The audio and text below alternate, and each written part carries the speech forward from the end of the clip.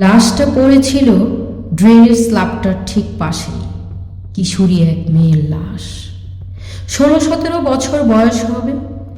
গায়ের পোশাকটা কয়েকটা জায়গায় ছেঁড়া, মুখের একপাশে রক্ত আর আঘাতের চিহ্ন। কালো চুলগুলো ধুলোয় মিশিয়ে হালকা সাদা হয়ে গেছে। লাশের পাশে একটা কিছু উৎসাহী মানুষের ভিড়। কারো চোখে প্রশ্ন, কারো চোখে আতঙ্ক, কারো চোখে এখন নগ্ন লালসা, যেটা থেকে রেহাই পায় না মৃতদেহটা পর্যন্ত। মন্তব্য চলছে নানা রকম।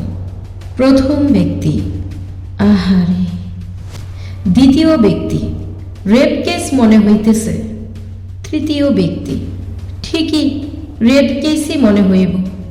চতুর্থ ব্যক্তি, এইসব মাইয়ারা এইভাবেই মরে। পঞ্চম ব্যক্তি, ঠিক কোনো ব্যবসা ট্যাবসা হইব। ষষ্ঠ আর সপ্তম, ঠিকই কইছেন, ব্যবসাই মনে হইতাছে। এবার সবাই লাশটার দিকে ঘৃণা নিয়ে তাকায়, যেন পৃথিবীর সব পাপ এই মৃতদেহটার গায়ে লেগে আছে। এই লাশটা বাদে এই বিশাল পৃথিবীতে আর কোনো পাপ নেই। পুলিশের গাড়ি চলে আসে, সাথে ডোম নিয়ে। বাঁশ আর চাটাই বেঁধে কুকুরের মতো লাশটাকে নিয়ে যাওয়া হয়। পাশেই একটা জীবন্ত কুকুর মাটিতে মুখ লাগিয়ে হাই তোলে। পুলিশের গাড়ি লাশ নিয়ে চলে যায়, সাথে হারিয়ে যায় কৌতূহল। কয়েকজন লাশটা নিয়ে এখনো আলাপ করছে নিজেদের মতো। জায়গাটায় আর কোনো ভিড় থাকে না, একসময় ফাঁকা হয়ে যায়।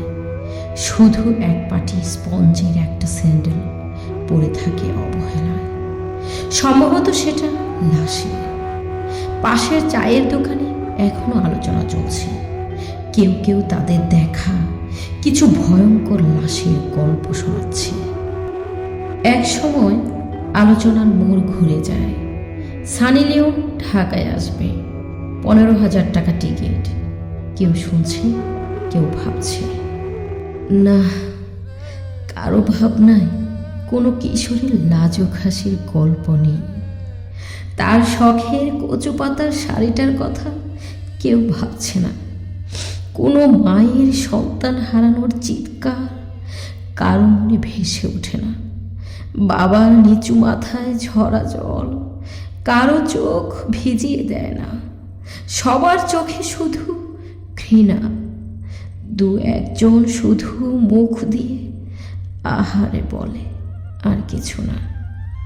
স্যান্ডেলটা এখনো পড়ে আছে, হয়তো একটু পরেই কারো পায়ের ধাক্কায় সেটা ড্রেনে চলে যাবে। কেউ সেটা দেখে চমকে উঠবে না।